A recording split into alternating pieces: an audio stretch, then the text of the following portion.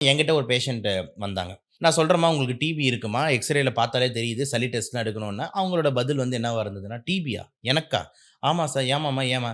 எங்க ஜாதிக்கெல்லாம் டிபி வராது. எங்க பரம்பரைக்கெல்லாம் டிபி வந்ததே கிடையாது." நான் சொன்னேன், "இல்லம்மா டிபி அப்படி பரவக்கூடியது கிடையாது. இதில என்னம்மா இருக்கு? யாருக்கு வேணா வரலாமா?"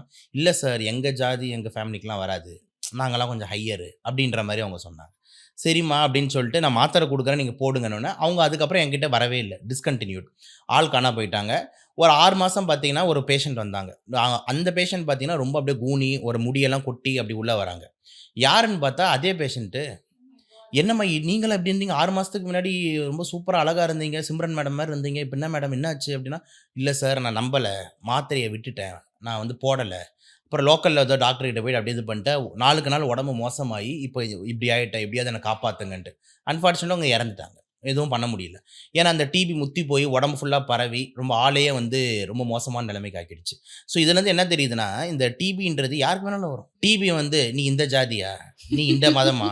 நீ ஆம்பளையா? நீ பொம்பளையா?" அதெல்லாம் பார்க்கறது கிடையாது. அதாவது டிபிக்கு கூட தெரியுது. என்னது? மனுஷனா மனுஷனா கரெக்ட். பார்க்கணுன்ட்டு. அவ்வளோதான். நம்மளுக்கு தான் அடிச்சுக்கிறோம். GT Holidays, South India's #1 travel brand. You know you are special when you're with GT Holidays.